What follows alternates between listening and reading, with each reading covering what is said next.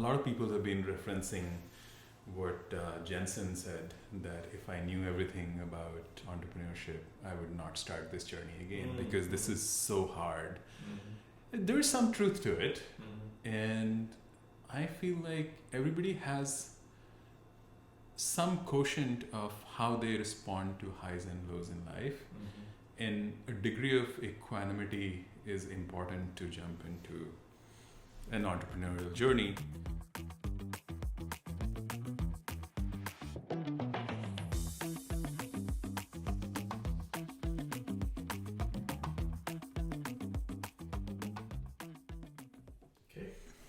Good.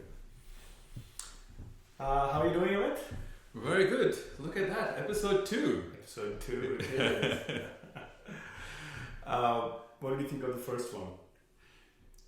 I think it was a great first episode, but a lot for us to learn and iterate and improve.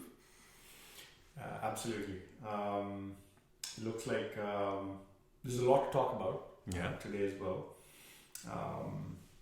We ended the note last time talking about how do people evaluate themselves for entrepreneurship, and by that I don't just mean starting a company but also starting early. Yeah, I think joining is like one of the first 10-15 people is as much of an entrepreneurial thing as starting a company, and there's a lot to think about there. So maybe that's where we start. Leaving the bird in hand and going for the two in the bush. Right? It's the hardest thing. Letting go is probably the most important piece of entrepreneurship. So the question that we've talked a lot about is, who are the people who should actually say, look, I think I'm cut out for this, and I really want to go do this. How do they evaluate if they are the ones to go and take this risk? What do you think of that? So I think, as you and I have talked about, I think probably hunger is the biggest factor. Hunger, desire for autonomy, desire for doing something awesome and something that scales is probably the biggest one. What else would you add to that list? Well, maybe we should start with anti-patterns. It's easier because there's a lot of patterns one could think about. Who should not do this? I think we've talked about people who are really comfortable. They're feeling like they have an impact in what they're doing right now. And why chase something? Let me just stretch the current sort of runway I have and be good at what I do right here because there's so much respect and everything else. Is there anything else that comes to mind about the comfort of what you have in hand? I think a lot of people have been referencing what Jensen said, that if I knew everything about entrepreneurship, I would not start this journey again because this is so hard. There is some truth to it, and I feel like everybody has some quotient of how they respond to highs and lows in life, and a degree of equanimity is important to jump into an entrepreneurial journey because you are going to go through a lot more highs and lows than a steady job, and you have to evaluate whether you're cut out for it or not. Well, that being said, I hear a lot of people who are in larger companies who are not very happy with management and they feel like they're not being heard. So the equanimity is also tested in larger companies because of this feeling that you have a bunch of people above you who don't know who you are, what you do, and the impact that you're bringing or not. And maybe you're also not patient about their patience or the fact that they are willing to just mitigate risk. Because as we talked about as well, large companies, when they grow so large, they're so worried about failure. So say more about that. what's about bureaucracy that people should test themselves for? Yeah, so it's not like it's fundamentally the people are different, but when you have a lot to protect, then it just becomes hard for you to take risks, particularly when that can get in the way of the big asset that you have that you're trying to protect. People talk about Google versus OpenAI, and what I've heard is that initially Google had the technology, but they did not want to invest in a chatbot because they were afraid that what if it goes and says something bad about the king of Thailand, and their entire business in Thailand gets shut down. Why would they risk putting a chatbot when they have such a strong business for the entire country? There's a classic innovator's dilemma. Yeah. Right? There's so much to lose. It probably happened with Microsoft too in the year 2000. I was this close to joining what they used to call net docs back then. The idea of taking all of Office onto the web. Yeah. And they killed it in the year 2000 because it was just too much to cannibalize, this desktop business. And of course, Google comes and really starts to do things bottoms up, grassroots, and that's what Google Workspace went on to become. But how should people think about velocity and whether they're built for a startup or built for a larger company? Do you think velocity of change and the idea that impact is also about iterating faster with the market comes to play? Yeah, definitely. I think I've experienced both sort of Google and Microsoft and then the startup. And the pace at which you work and the level of urgency at which you work is an order of magnitude different. And if you strive for that, if you thrive in that sort of environment, then you're built for startup. If that's something that puts you off, then maybe you're not. And what about sense for design? One of the things that I think a lot about as people, tend to really go from being out of college, they are trying to learn what it means to build things. I think design plays a pretty important role. In large companies, the problem is not just the fact that they have a large business, but they also have a very stable product that's difficult to go and change and rethink about the end user because there's so much going on in the product as well, and it is very difficult to redesign an existing product. I think I would give kudos to companies like Microsoft for even redesigning something as large customer base as Microsoft Office had, and it takes a lot of courage to go and redesign products. Do you think design plays a role for those who want to really evaluate leaving their big companies and a job and coming and working at a smaller company? So I think in this age, design is always sort of a competitive edge for startups because you get to rethink and redesign things and aspire for something delightful. Whereas when you're an existing product, the existing complexity is the enemy of design. And also the fact that a lot of decisions are often made by committees, which is the anti-pattern for design. I remember when I was at Google, at some point, Larry was very passionate about design and he empowered one designer to design sort of the entire look and feel of Gmail and Google. And they came up with something that everybody in the company hated. So much so that the tech lead for Gmail came to the Friday TGIF meeting with a target on his back that I'm the guy that you all want to shoot. But I think Larry and the designer stuck to their guns and they were able to redesign, but it's very rare. And you don't often get to do that in big companies, but whereas in small companies, if the founders have conviction about design, you get to build beautiful and delightful products.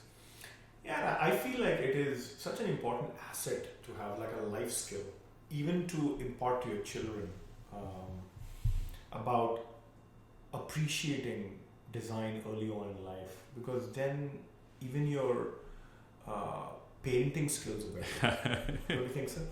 Yeah, I had to grow quite a bit in this dimension later in life, because growing up I grew up in a family of engineers and everything was about functional, and if you're not, if something is not contributing to something functional, especially when you're in an environment of scarcity, it just felt frivolous, right?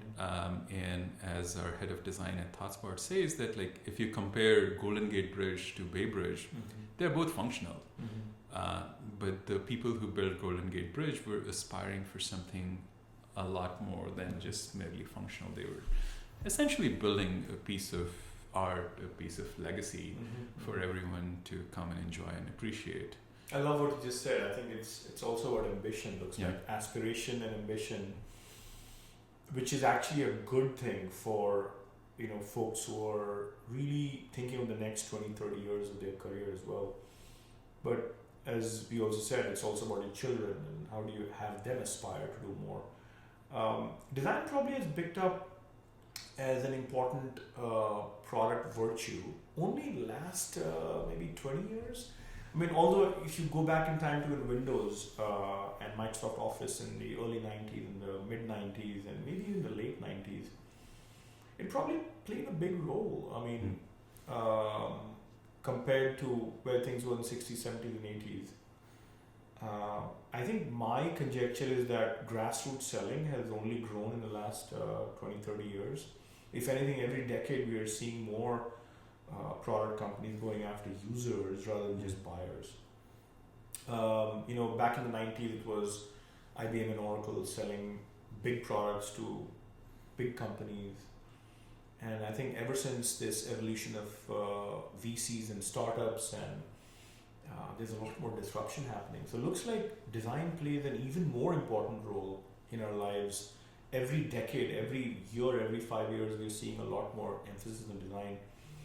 And we could go on forever talking about why somebody should leave their job in hand just because they learn a ton about design. Yeah. And by the way, I don't just mean user experience anymore, as you and I have come to realize that it's also about algorithms and systems now, which sometimes to me, doing a new company is also about the fear of missing out. You have to learn about new things so that you stay relevant. Yeah. Say more about relevance. Yeah, so for example, we are going through this AI renaissance, AI revolution, and everybody that I talk to would love to learn more about it, get their hands dirty and work on it. And sure, big companies are also playing a role there, but the lines are drawn a little bit more. There's an AI team and then there are other component teams, whereas if you're in a startup, today, if you are in a startup that is executing well, there's no chance that you're not getting heavily exposed to AI. And same thing could be said about sort of latest and greatest frameworks for building UI, building backends and system design and cloud and what have you. If you're in a startup, you're basically building from scratch and you're moving towards the future a lot more than others. In fact, me and my co-founder used to talk about this, that if we had started ThoughtSpot in 2016 as opposed to 2012, we possibly would have done much, much better as a company, because that's when cloud and the data space became a lot more real. And so we would have built things ground up for cloud as opposed to starting with on-prem, appliance-based, and then transitioning. Your timing is something to say about luck as well there. Yeah. But I think the piece that you just talked about, to me, it started when I just peel the onion one more time. It's like there are people who are paranoid about long term. Yeah. And they're like, I would rather keep learning because I might get irrelevant. They're also trying to mitigate risk for the long term. Yeah. Therefore, they want to come and join a startup. Versus those who are paranoid about the short term. Yeah. Like, well, the bird in hand. What if I lose it? Yeah. So both parties are actually right in some sense. One of them is paranoid about the short term. Yeah. The other one is paranoid about the long term. Yeah. It looks like both of them are not willing to take risks.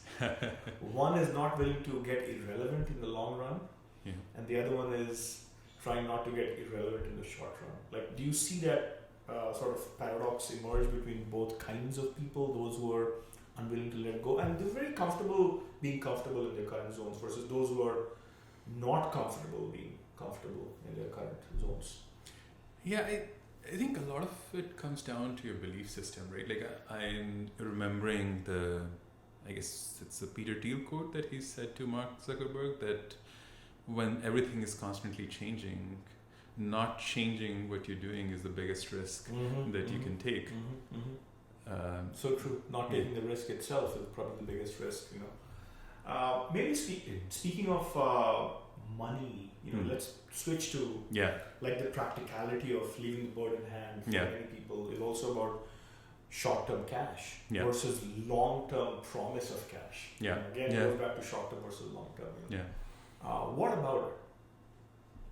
How should people evaluate their current sort of comfort of the salary and the cash in the short term, maybe in the next 3 years, versus the next 7 to 10 years? So, for me personally, the way it played out was that I looked at it and it felt like it was a reversible door. So I was very comfortable at Google. I was making the kind of money that I could only dream of a couple of years before that. And there was an element of fear in jumping into a startup, that what if I leave all this that I've built here and I'm not able to come back to it and lose all of it. But to me, it was like, I'll know where the startup is going in the next couple of years. And if it's not going well, I can always come back. It may not be at the same level that I'm leaving, but it will be somewhat comparable. So the lower bound of that risk was very much bounded. And I think just thinking about that lower bound in a very honest way can sometimes be very helpful in making that decision. The worst is not bad enough, then why won't you do it? And as you said, it's a reversible door. So it's not like you're committing for life or anything, First of all, it's not like a marriage or anything. And probably that's the way to look at it. And in the process, do you really get to become a better person? With maybe a better skill set to negotiate and design and be a little bit more of an empath when it comes to customers and users and all that. So that can never be thrown away, it looks like. And it's not just a resume, it's also life skills. Like, what do you think about that? Yeah, so I think for me personally, I certainly think that going through the last 10, 11 years of building ThoughtSpot, it's not just been about learning to do business or product management or better engineering. I just feel like navigating life, I've become much better sort of dealing with the highs and lows and having that equanimity. Interacting with people that I've normally not interact with, dealing with conflicts, dealing with uncertainty and being comfortable with uncertainty.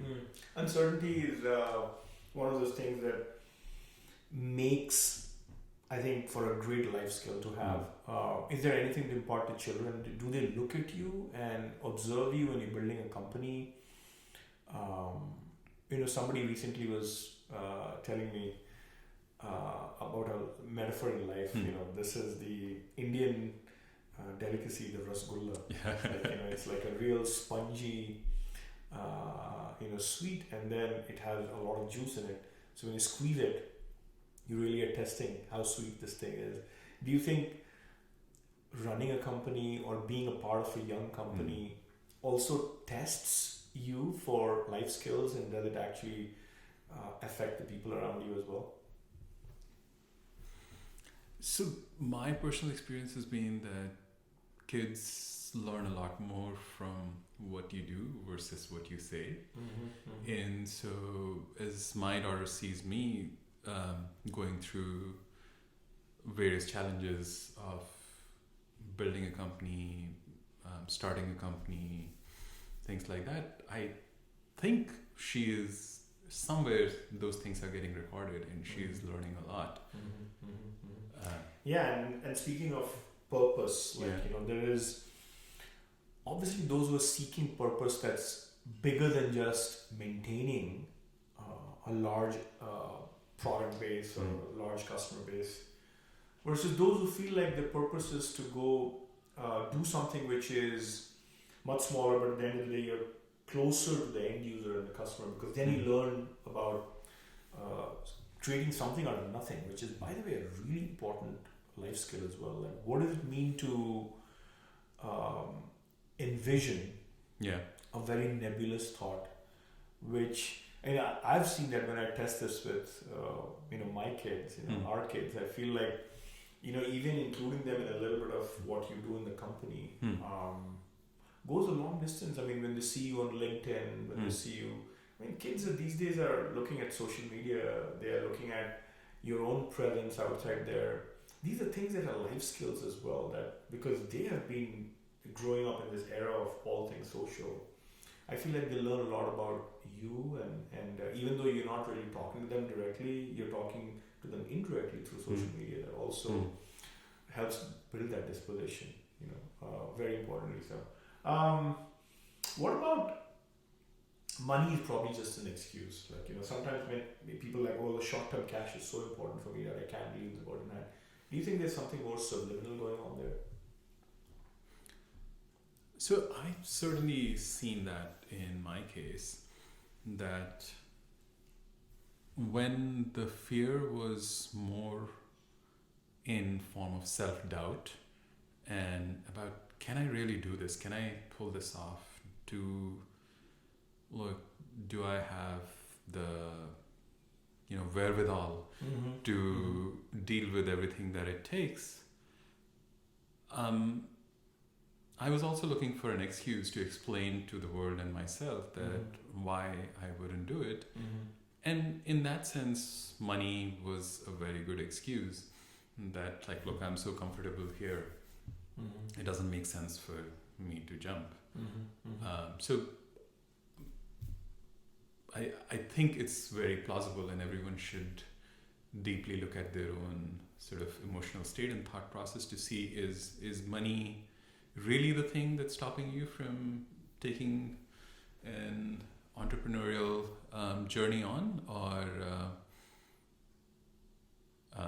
there's something else in terms of imposter syndrome and self-doubt. I also feel like, especially in the millennials and Gen Zs, maybe now Gen Alphas now, job has become very transactional, especially after remote work and all this. I mean, people talk about attention spans. I think attention spans are shrinking, not just with consumers trying out products, but also job seekers looking at a job versus a career. I feel like there's something to be said about getting rich slowly. And we should talk about people who are, first of all, jumpy early on, versus those who actually feel that there's something to be had when you gather moss. Say more about the other end of the extreme, where people are either changing jobs too often, or they just feel like they're too much in a fear of missing out, because you can overdo FOMO as well. So I really like this idea of marshmallow test. So there's this famous psychology experiment where they sat down 5 and 6 year olds and gave them a marshmallow and said that you can have it now, or if you hold off having this marshmallow for 10 minutes, you get another one. And as you would expect, some kids gobbled it up immediately, and some kids patiently waited for that second marshmallow. And then they tracked those kids over their lifespan to see who's been more successful. And there's a substantial difference in sort of professional and financial success of the kids who had the patience to wait for the rewards to come later. And I think you can't generalize too much from it, but if people are optimizing for short-term gain and not really thinking through long-term, in general they tend to miss out on the big prize. Is there a paradox here? Because you could argue that, look, if I'm working for a large company, then I'm probably just more long-term biased, and I'm willing to let this employer actually give me the long-term gains while leave all this and go for something short-term. I mean, because that might be akin to eating that marshmallow right now. So how do you really think about this as a paradox? I mean, there's cognitive dissonance built right here in the last 5 minutes of our discussion. Yeah. I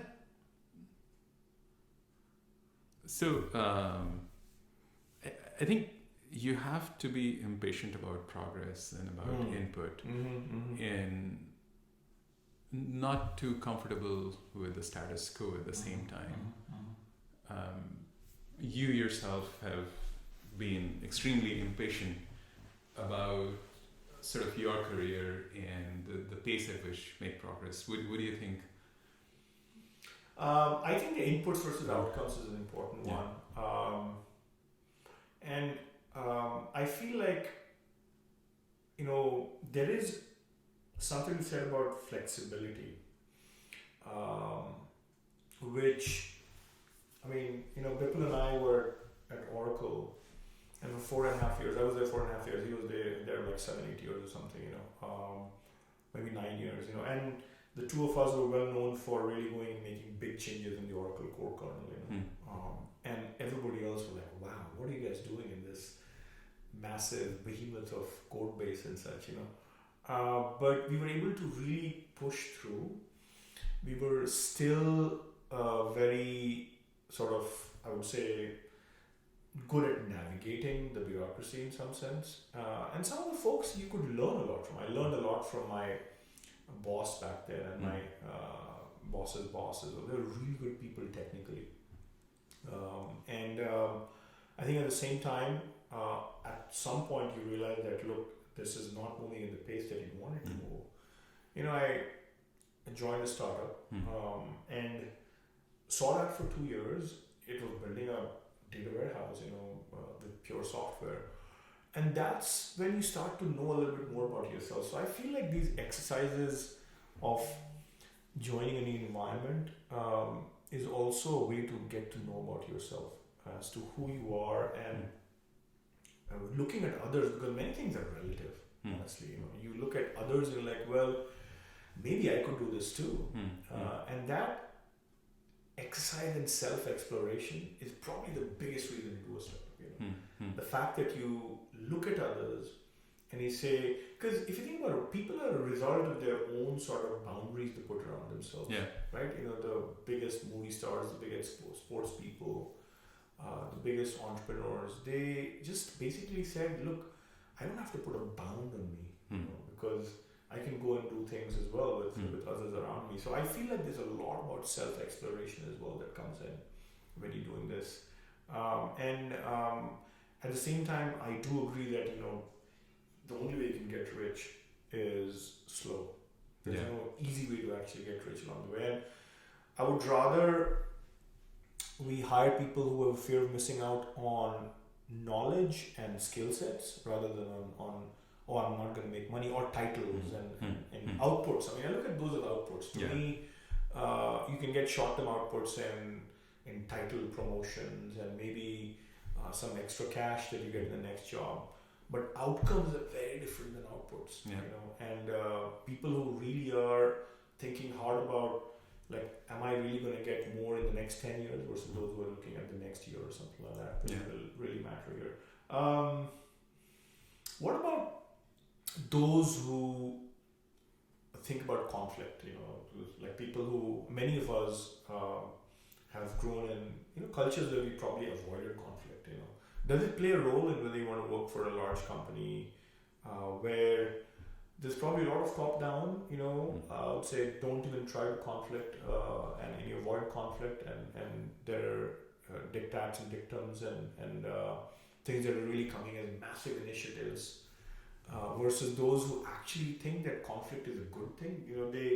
actually run towards fire. I was reading a really good article in the New York Times maybe a couple of years ago. It's like how to become a CEO, as per 300 of them. So they had gone and interviewed 300 of these really successful people. And they talk about these three virtues, one of them was really doing the current thing that they had really well. Like, look, the thing that they had, they did so well, and they didn't just keep aiming for the next promotion. And that reverse psychology played a big role in they getting the next job. Because if anything, they were like, I don't think I need the next one. And then the market said, no, you need it, you deserve it, as opposed to those who constantly kept just jostling for the next thing, I think it played a huge role, reverse psychology played a huge role in really the market telling you, the world telling you actually deserve something better. The second thing was curiosity. They didn't just care about the what, but they cared about the why and the how, and the last piece was they really loved jumping into the fire. And to really go and say, look, I can douse the fire, I can douse the flames, and I would rather embrace conflicts than to go further away. I think say more about conflict, and how did you, in the last 10 years of your entrepreneurial journey, how did you embrace conflict? How did you see progress? So I think for the most part, I've been a conflict avoider.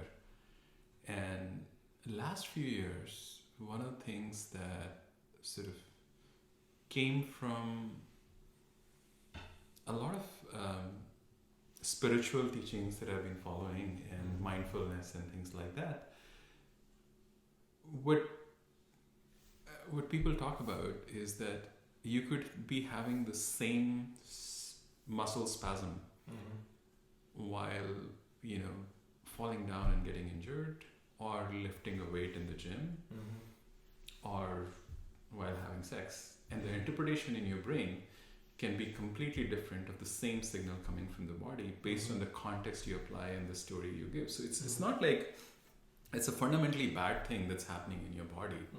It really all depends on the context. And same thing applies to conflict, is that if the context is that conflict means I'm not going to get what I want, or conflict means that I have to defend my position and I feel weak inside to defend that position, and I feel like the other person is going to dominate, then conflict is like a thing to run away from. And if you change the context, that what conflict means is that some exploration of the matter at hand needs to be done so that what looks like a zero-sum game could be turned into a win-win situation. Then you approach it as opportunity. And in my own case, I've seen that I've gotten a lot more comfortable with conflict, and that's been helpful. I think the reason why I bring it up is because in smaller setups, the tiebreaker is the end user, the empathy for the end user. And of course, speed plays a big role because you can basically be in committees forever.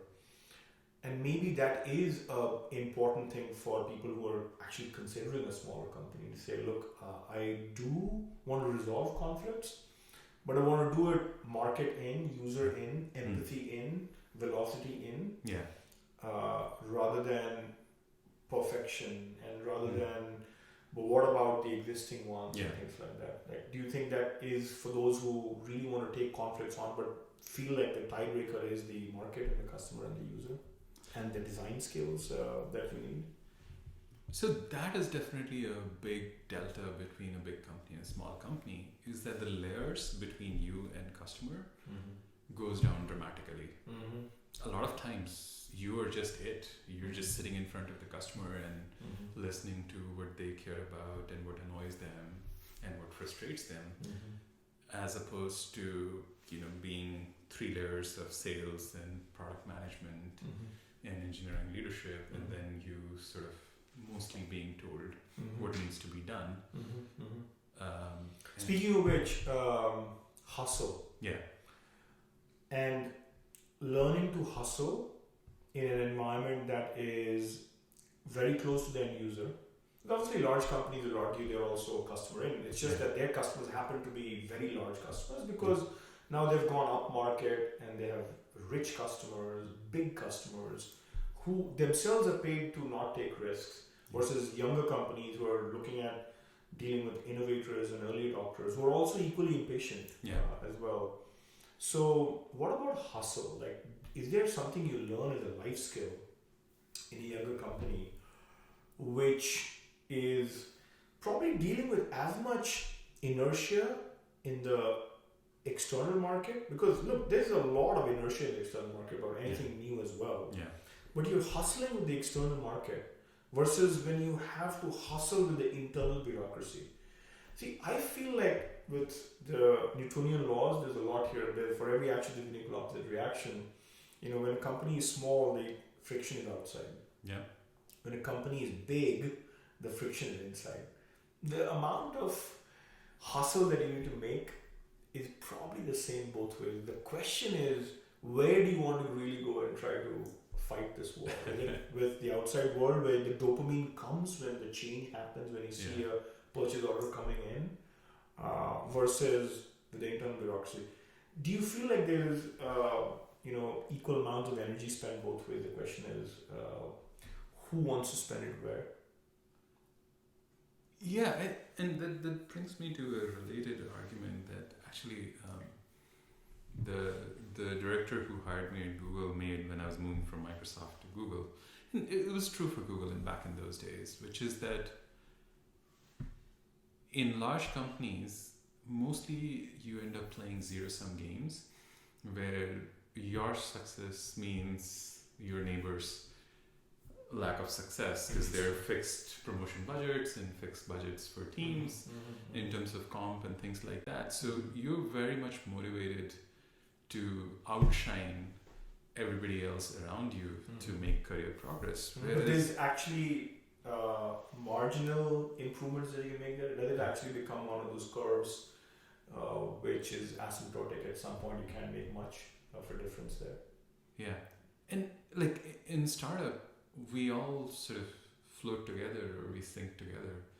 So it has to be like the whole world versus you, not like you versus your teammate.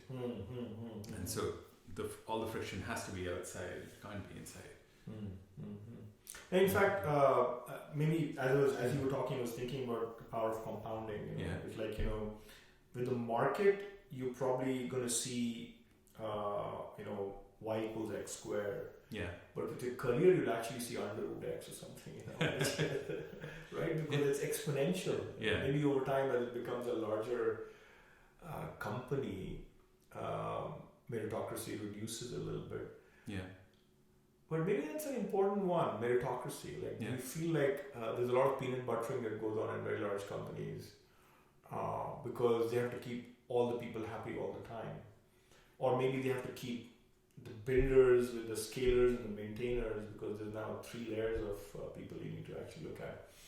And just there's so much to maintain that the builders and the scalers start to feel a little left out. Do you think builders know who they are based on everything we just talked in the last half an hour around meritocracy alone? Like, do you feel like there's something about folks who want to make bigger change know about this themselves, that look, this is no more a meritocracy? Like, did you feel that in any of your jobs before you started ThoughtSpot? Yeah, I think, and I went from Microsoft, which is like a very large organization, to Google, which was just a few thousand people at the time, to then founding ThoughtSpot, and there's like big degrees of changes from sort of big to small as you go, and there's essentially like a big averaging exercise. In fact, I would say that one big reason to want to escape big organizations and join early stage startup is if you hate the performance review process. Wow, that is telling. That's telling, by the way, because you're tring to harmonize everything. Yeah. The performance review process. that's probably another podcast, just talking about performance review alone. But let's wrap it up on this one before we get to evaluating what good looks like. Yeah. So I would say design and the aspect of learning about design is a very important skill that you want to get. If you're getting into a large company, well and good. If not, how you stay very close to the end user. And by that, I don't just mean front-end design, but also, what it means to algorithmically think about things and systemically think about things. I think is also an important piece of this.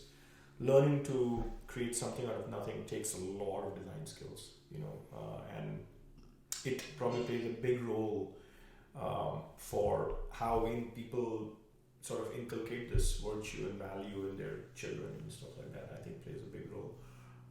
One sort of final thought from you on how people should evaluate whether they're built for this or not, and then we'll move to this second subtopic of evaluating startups and what good looks like. So I think you and I are biased because of our life experiences. So at least in my mind, the default answer seems to be that you should always be jumping into an entrepreneurial journey unless there's certain things that hold you back. So like I've had friends who just had, newborns and their family situation is difficult for other circumstances, or they need that cash immediately and they can't afford to think of long term and sacrifice short term because of certain things. In that case, it doesn't make sense.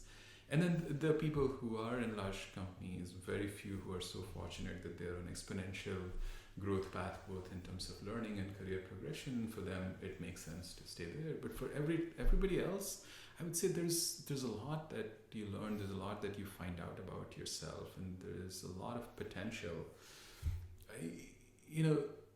Gambling is not a bad thing unless you know that in the long term odds are not in your favor, or like you're making such a big gamble that either you make it or you completely crash and you lose the ability to gamble again. But otherwise, that's the only way. I look at it as owning a stock. Yeah. If you're happy getting dividends and you're really happy getting annuities, you just basically build for that. But that's something that Warren Buffett would do, for example, when he's managing $400 billion, and there's like his risk is like 5% or something. Is what his return should be, 5 to 7%. But many a time people want to buy low and sell high, and the question is, the stock that you own right now, you think is a low right now, and that includes your career and how you can progress there and all that stuff. But also the personal wealth that you make. Is it at a low right now, and do you think it will continue to actually rise? Very similar to the thing that you just said about gambling itself. It's like owning a stock. So let's move to the next thing, which is really the other way of looking at this. It's not just evaluating yourself, but evaluating the other side, what good looks like. How would you go about even having that conversation with people who are pursuing you and want to come and have you join as a co-founder or the founding employee, the first 10, 15, 20 people? What would go on in your sort of consciousness here? Look, I think this could be a good one for me. So I think there are actually probably many factors to look at, and they all have to be there for it to make sense. Probably the first one worth talking about is just how authentic the conversation is, the company is, the founder is. I think if you sense authenticity, a lot of the things that are not there that need to be perhaps fixed or improved or augmented could be done. But if there's a lack of authenticity, then that just shuts down the conversation. I was just smiling while you're saying the word authenticity 4 times in the last minute, and I'm like, let's define it then. Let's define what it is. And I've learned a lot from Mike Robbins. I don't know if I quoted him last time, but he has come to define it like a formula. It's like, well, the left of the spectrum is dishonest people. Yeah. In the middle of the spectrum is honest people. And then he pauses. He's like, wow, so honesty is not good enough. He's like, to really the right of the spectrum is authentic people. And he's like, there's a journey, just like going from good to great is a journey, or going from resilient to anti-fragile is a journey. Yeah. And you're going from honest to authentic is a journey. Like, you got to take out something from honesty and add something to honesty to make it down this path of authentic. And what you take out is self-righteousness, which is just because I'm right, you must be wrong, you know. Yeah. And then you have to add vulnerability, which is I could be wrong. Yeah. You know? And is that the thing that people should look for in the founding team when they're talking to them about what authentic really means here? It's not just they're honest, but also they're less self-righteous and they're more vulnerable. So, and I think that kind of takes us to another dichotomy of conviction versus adaptability, right?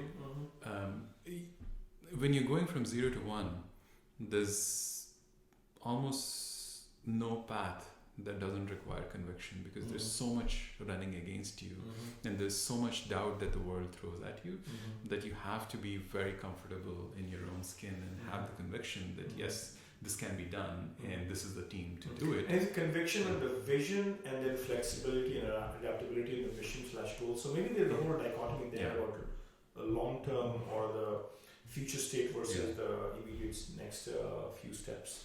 Yeah. So I think just bringing it back to authenticity, what I was saying is there is a balance there in sort of entertaining that we may be wrong,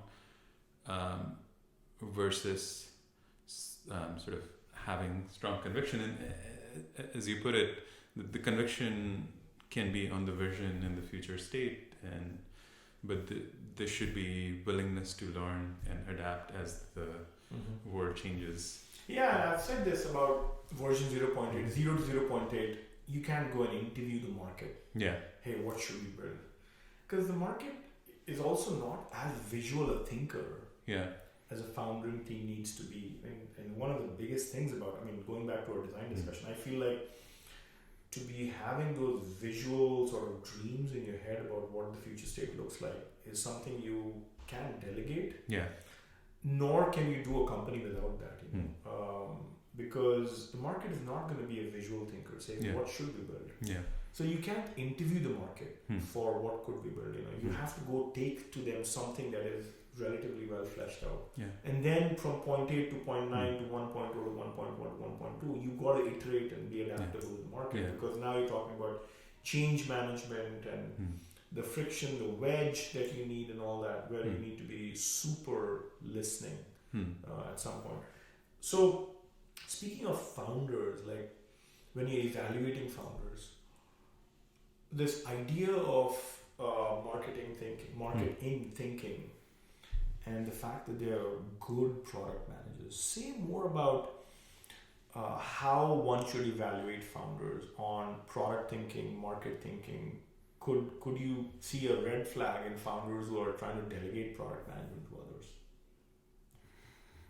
Yeah, this I strongly believe in, that like the founders have to own the early part of the product vision, and that cannot be delegated. The vision for future has to come from the founding team, and if it's not coming from there, then I think the existence of the company itself comes into doubt. So what vision is a word? Yeah. Vision I look at as a 3 to 5 years future state, as you call it, the future state. But there's also mission in the next year. Yeah. What do you think about defining that relatively well? Yeah. And then you can figure out goals, which are 3-month things. So there's goals at 3 months, like a few sprints, versus mission is a year. Yeah. And then vision is obviously 3 to 5 years. How should one evaluate a founder for not just the vision, but also the mission? So I think product management often, in my view, ends up being about how do you keep conflicting ideas in your head and come up with a coherent approach?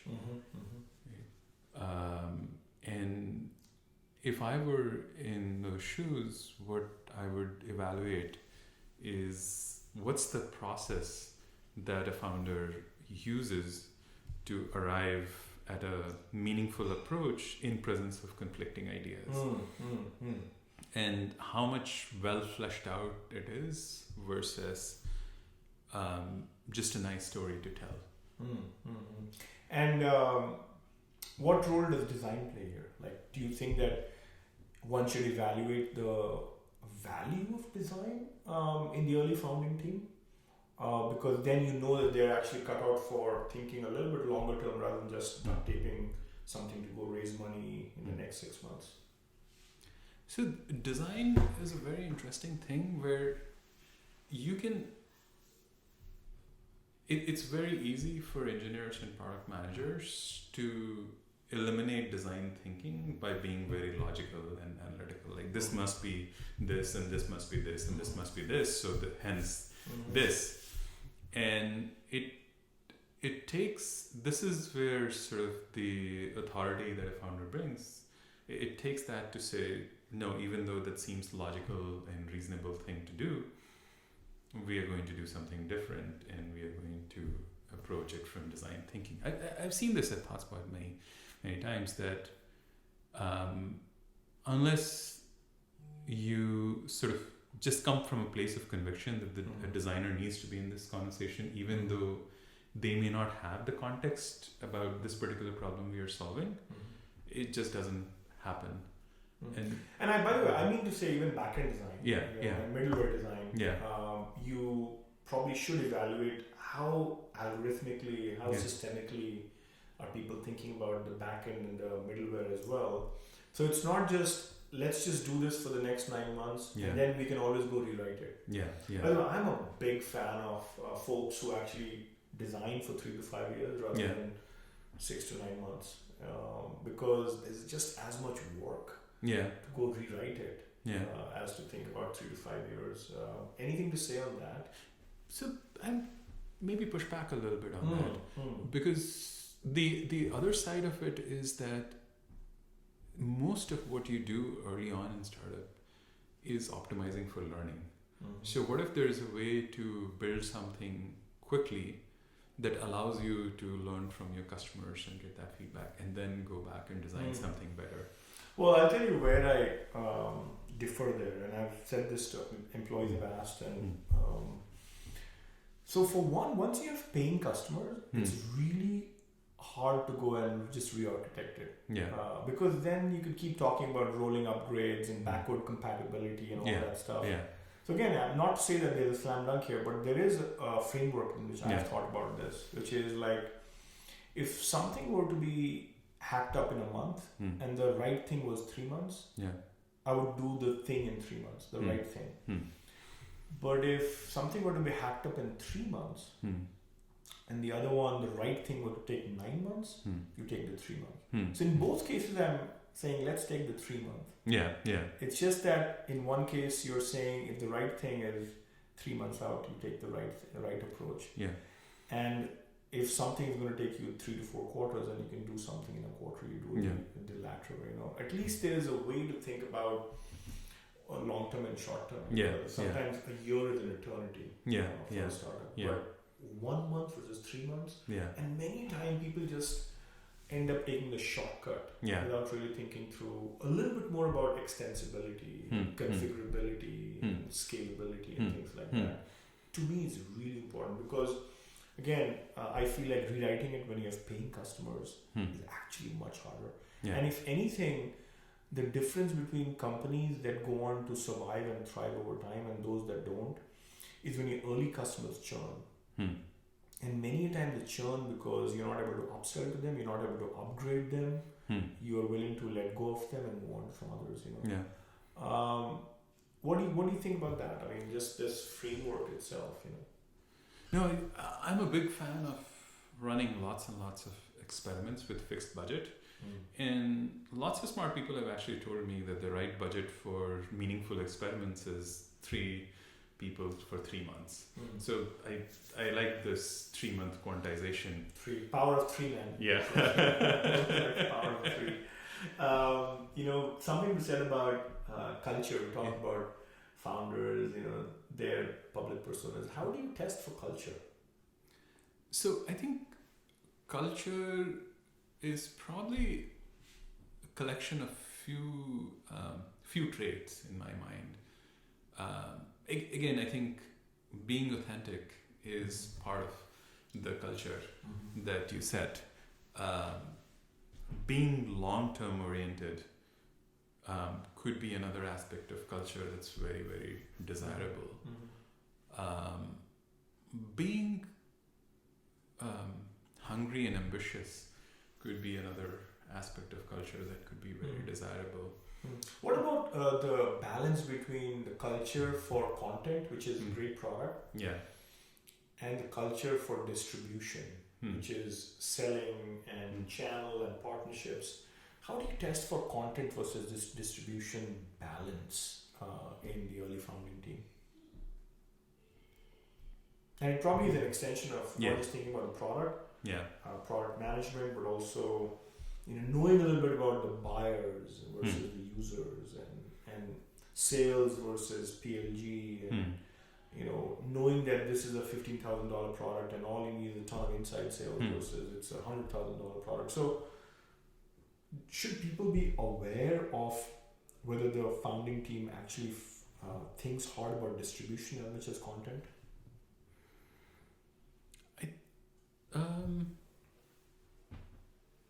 So where I'm having sort of internal debate is that something you would call culture, or is that something that you would consider skill set? It comes as a culture thing as well because of the amount of money you spend on sales and distribution, the amount of mind space you spend on product and design and content versus distribution. It also comes, in the kind of things you want to hack up and really go to the market and distribute first and get results. So it's kind of intricately tied. To me, it's the heart and the brain. You can have a great soul and a great heart, but if the brain's not working, brain to me is distribution. And the heart is basically the content, it's the product. So I think that balance of, okay, now we have a healthy heart, how do we actually nurture a healthy brain, probably is something that at least I have realized is a very important dichotomy between a company that actually do well, but probably have an okay exit versus those who go on to become very large exits over time. So over the years, as I've had conversation with people from many different startups, I've heard sort of the negative of both, where somebody would say, oh, this company is just too sales focused. They essentially build demos and then they run to the market and they make big promises and they hope that somehow by the time the customers realize, they would have patched it up. And that's a recipe for disaster. And then I've heard that the companies that are too sort of inward focused and very little thought on distribution, and what they think is a great product, when they actually try to go to market, they realize that they forgot about the market part of product market fit and struggle a lot and die. So maybe that's a good interview then. If they're doing a reverse interview, they should ask about distribution and maybe read a little bit about what distribution really means as well, and understand what a buyer is and what a user is, and what the channel could be, what partnerships could be as well.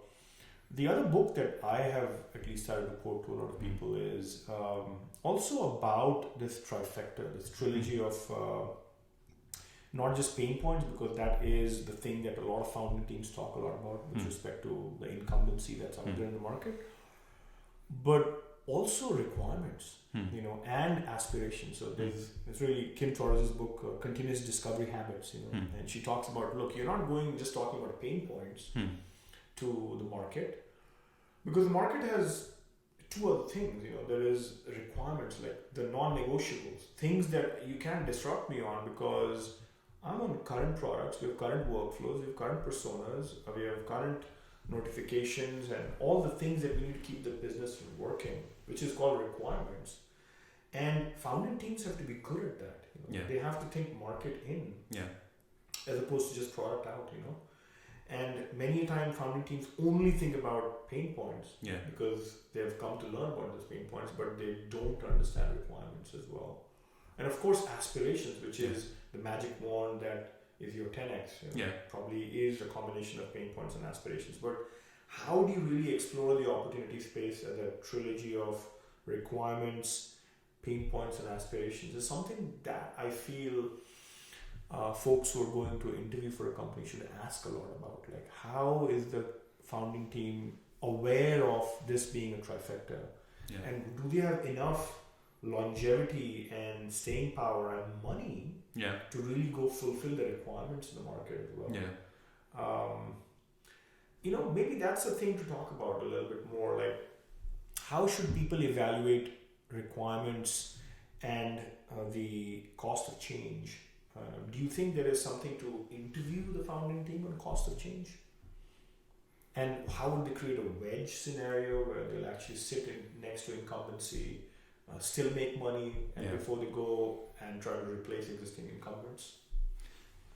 That makes a lot of sense. In fact, like as you're saying this, essentially what you're saying is that if you want to pick a good startup to join, you should educate yourself as if you were founding the company and learn about all aspects of company building, and then go interview the founders of that company to see if they have those dimensions or not, and if they're aware of the lacking dimensions or not, and things like that. So learning how to discover that product market fit in this continuous discovery mode, by having part of their mind space being sort of allocated to distribution and part of their mind space allocated to building the product. It's always a paradox. Such a barbell thinking in both ways, content and distribution are two ends of the barbell. And conviction to actually displace something so they can drive larger budgets and getting more budget to yourself, versus the adaptability and flexibility sitting next to incumbency in the short term. I mean, we did this a lot at Nutanix. I mean, people said, why not just build a layer on top of existing storage systems and just be like that, like a caching solution or something like that. All of them vanished. All these companies that were a thin layer that would actually do a little bit of metadata translation or caching or whatever. So we needed to have the conviction that data ends with us. Replication ends with us. Availability ends with us. Reliability ends with us. And at the same time, we have to be very adaptable sitting on the compute side next to VMware and so on. So there's this immense paradox that you need to do with, like, how much conviction do you need to bring and how much flexibility and adaptability you need to have. I think people should go and interview looks like the founding team on that alone. So you talked about this book, Continuous Discovery. What other books, if let's say I'm somebody who's worked only in large companies and is considering joining a startup, what other books should I read so that I'm prepared to grill the founding team and get to the... I mean, I'm a big fan of Greg McKeown. And obviously the Effortless name for podcast also comes from this idea of design thinking. His first book, Essentialism, is also a very critical book. And you spoke a little bit about this with respect to product management. It's not an easy thing to really go and, figure out a way to resolve for decision making and conflict, because there's too many things to do. And at some level, knowing what matters most is an important skill. I don't think I'm giving a solution as much as having people understand that there's a visual way to think about essentialism. I mean, just the cover of his books say a lot about whether you can go and interview the founding team on essentialism. We've given it words like minimal viable product and things like that, and minimal amount of money that one needs to actually go raise before you go and raise another round and so on. I feel like it's a really important skill, life skill, to understand essentialism. And if people have read the book, and then probably Effortless is actually the walk and the crawl, walk, run kind of thinking. Because people will have to go and make this, thing effortless if they end up joining the company or startup. Work and life, which is something we should get to as well, I think needs to be made effortless. Yeah.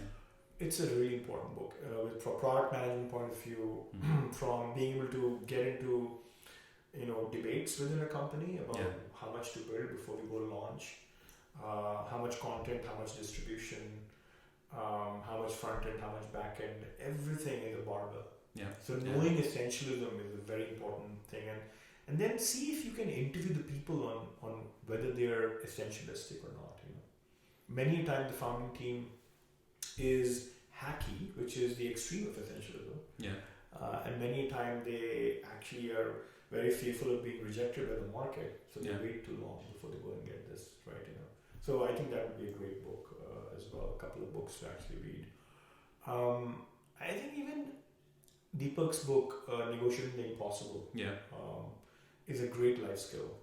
Knowing that there's a process to resolving conflicts, and negotiation is not a bad word. It's really about human interaction. I think would be, if somebody had told this to me when I was 25, or what it means to learn to negotiate, I think I would have been a really much better entrepreneur and a product manager, and somebody who could actually go build companies younger than later in life. Speaking of money, I want to also maybe have you comment on raising money, the ability of founders to sell a dream, sell a vision, raise money. How would an aspiring employee or a prospective candidate think about their ability to raise money? Because bringing food to the table is a very important skill set that founders need to have as well. Everything eventually depends on, can you survive long enough before you get to thrive in the market? Yeah, I think money is essential fuel for capitalism, and the ability to raise money is essential to succeed as a startup. Some of this, of course, you can look at the history of the founding team to see how much they have been able to raise so far in their previous company, how much they raised, what is their network like, if they have the ability to approach the investing community. But when you evaluate their ability to raise money in the future, I think the most important thing is how infectious is their passion and enthusiasm for the vision that they are creating. When you talk to them, does it rub off of you and you get excited and energized about that future or not? And you gave it the word dream merchant that seems very apt to that ability. And I think a lot of this comes from conviction, but a lot of this also comes from ability to communicate the vision. Including to other employees and market and prospective customers, looks like. The ability to sell, you saying, cannot be delegated. Yes. Right. It's a very important skill.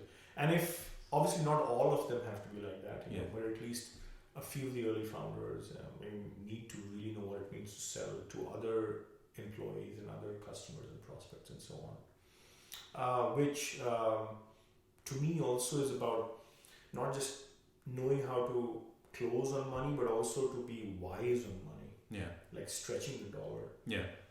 Anything to say on being stretchy on the dollar and increasing the runway of what you have raised?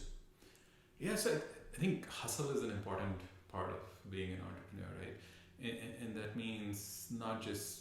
So I remember this famous quote from, I think, Henry Ford or somebody. I forget who it was. I heard it in my microprocessors class from the professor who said that an engineer is somebody who does something for a dime that any fool can do for $1. Interesting. But I think, and by the way, it's true for most engineers, as well, and the ability to also look at this being a global talent pool. Right. I mean, how do you want to do your next company, your current, vision that you have, A79, say more on how you want to look at the global talent pool, because obviously the world is flat. And since COVID, and obviously since the days of cloud 10 years ago, and APIs, and now with AI being available everywhere. So I think the first thing is that it comes from a fundamental belief that talent is not limited to one geographic area, right?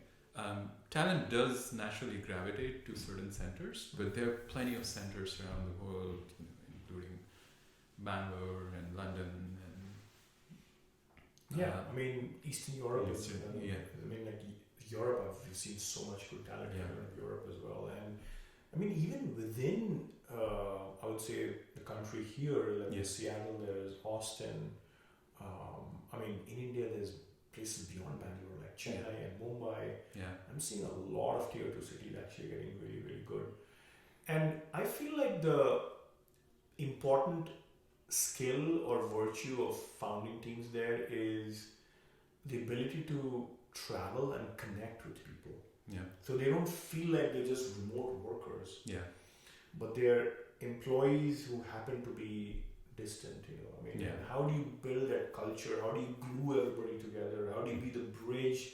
Like in distributed systems, there's so much chatter going on, not just on Slack, but also people to people, travel, all this considered. You need to build a distributed system that works on these individual nodes and yet creates this facade of a single system. To me is a really important way to build a non-monolithic systems that probably will have a bigger staying power, longer staying power than if you create a monolithic culture that's just sitting in one city.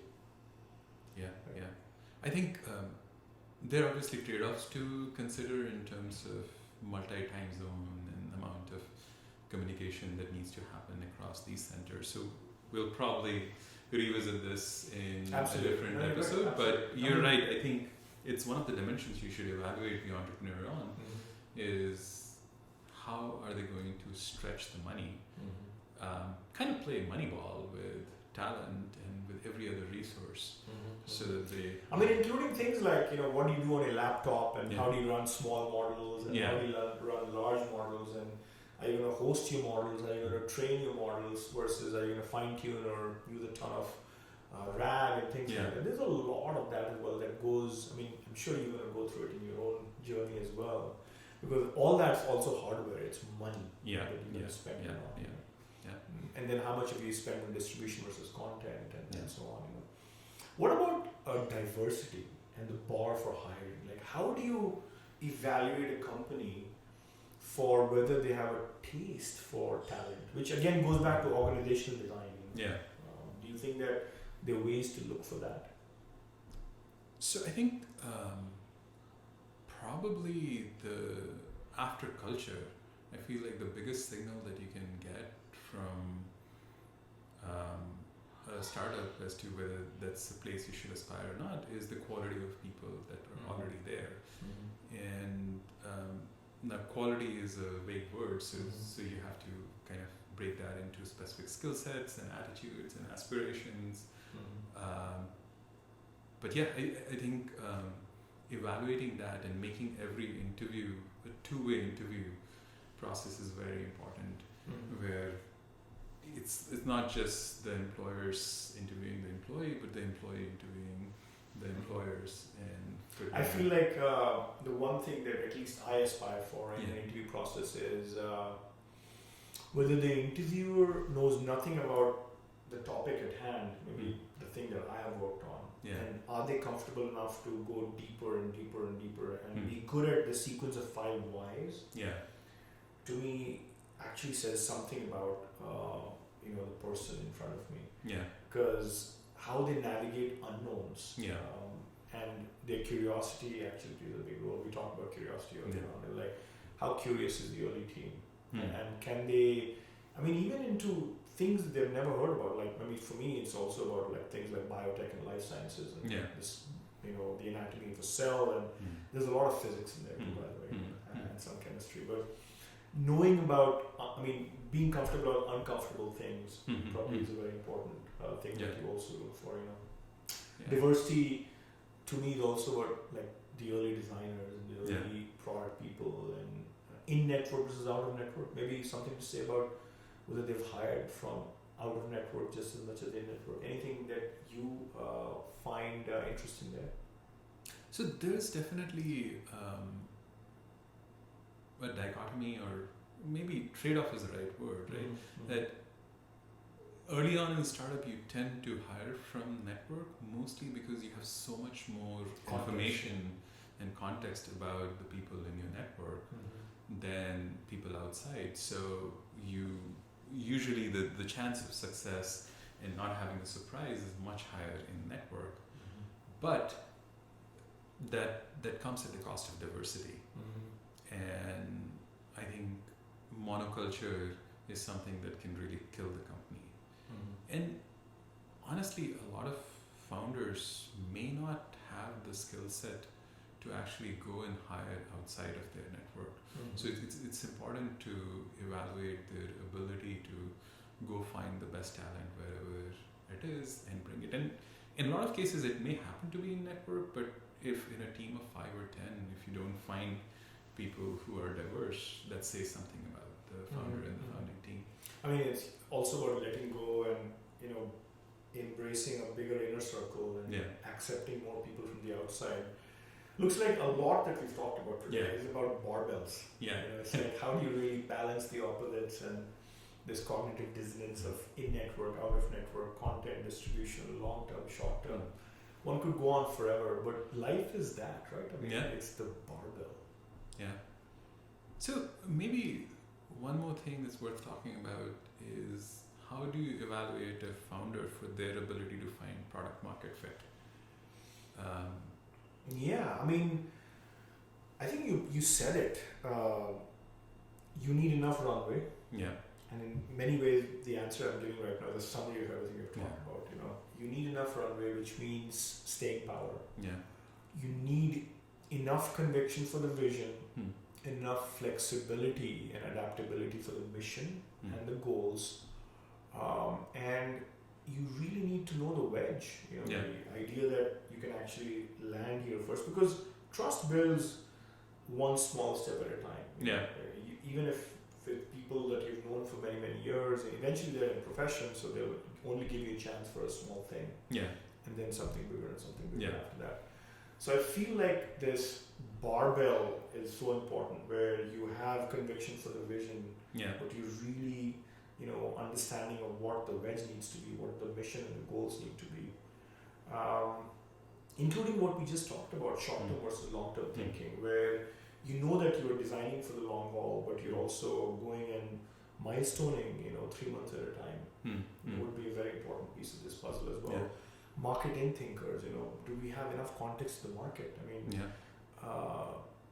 it's really hard to delegate market thinking to someone else who has been hired from the outside, because now your vision and your mission are not aligned. To know that, by the way, directionally, how your vision eventually is a funnel that feeds into the mission, is a funnel that feeds into the goals of the next 3 months.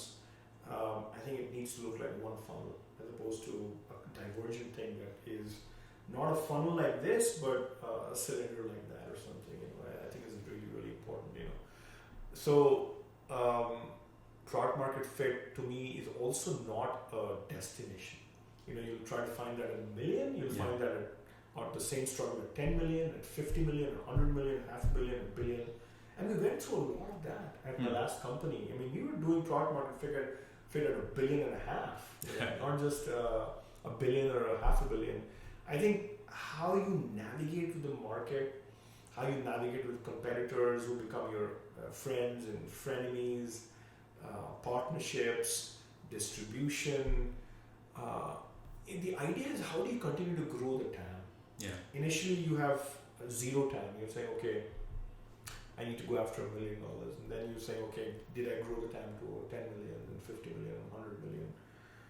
Is also about thinking beyond the 10 and being paranoid about, like, I'll never get to 50. If I didn't put enough fuel behind the fire of product, which is content, Yeah. as opposed to just distribution.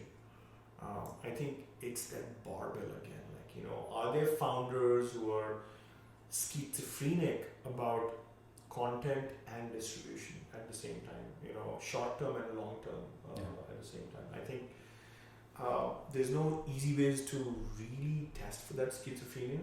No, but if they can actually find ways to interview people for that barbell thinkers, I think that'd be a great way to, you know, join a company. And independent of what the outcome is, you know, if people were to look at what I learned from this, my life skills, the inputs that I actually get to respect.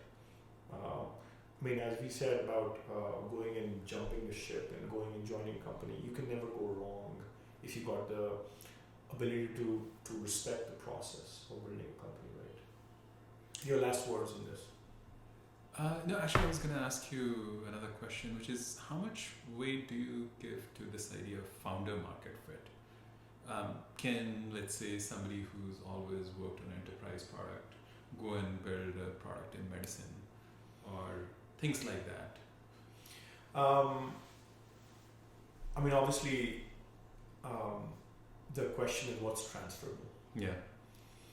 And if they have enough time, and if they kept the team really small in the first 3 years, you know, if they don't burn enough in the first 3 years, they could get into medicine. Yeah. And if they're saying, look, it's the next 10 to 15 years anyway, what do the 3 years have to do? I think I could go slow in the first 3 years, and then I could go fast over time. So the best sponges that I've seen in terms of people who learn and are able to read and connect the dots, they could go in as an outsider and really disrupt existing markets because they don't know enough to worry about the baggage of incumbency. Yeah. So there's nothing in there as long as the first 3 years they're able to conserve cash and know that the small team they have is very effective and driven. Yeah. But otherwise, if you think of founder market fit, the context does matter. Yeah. And in many ways, the context of the market, the context of competitors, incumbency, wedge,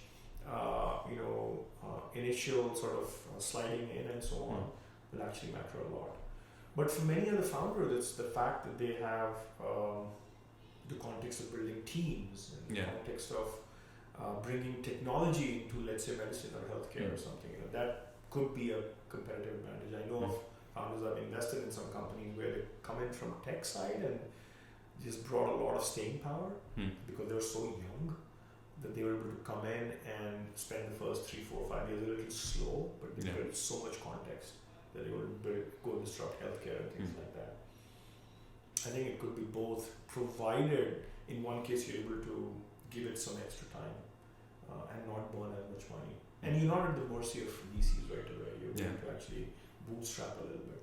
It could help as well. But for most of the companies that are unwilling to bootstrap or not spend 3-4 years learning something from scratch, they will need a lot of market-in thinking. Importantly enough.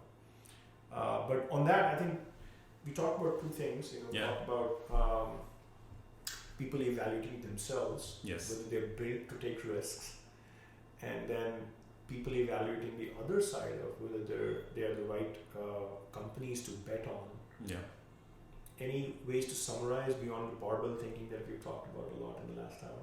So I think the 2 things that I'm taking away from this conversation is that if you're trying to evaluate a founding team or early stage startup, one of the best things you can do is put yourself in their shoes and prepare yourself as if you are the founder CEO of that company and what all do you need to learn, and spend a little bit of time learning about building companies, starting companies, finding product market fit, and then go and have those conversations and be extremely curious and go into 5 whys, and then the answers will have a lot more signal and you would be in a much better position to evaluate whether this is the right company or not. And I think when it comes to whether to jump into a company or not, what I'm taking from this conversation is that if you're already on an exponential growth path, or if your current circumstances don't allow you to sacrifice the short term in order to have the big gain long term, it's probably there's always a good startup out there for you to join and increase the learning substantially, increase the growth substantially, and have a much more satisfying career. Well, with that, we've come to the end of this podcast number 2. I hope people are able to take a few things away from this. We'll keep talking about books. I know there's many more books to talk about, and a lot of life lessons that we've taken away in the last couple of decades. We also look forward to hearing from the folks themselves and on our Twitter handle, as well as on directly on YouTube itself. Right? Yeah. Look forward to questions and having two-way engagement. Thank you. Thank you, everyone. And thank you. Thank you.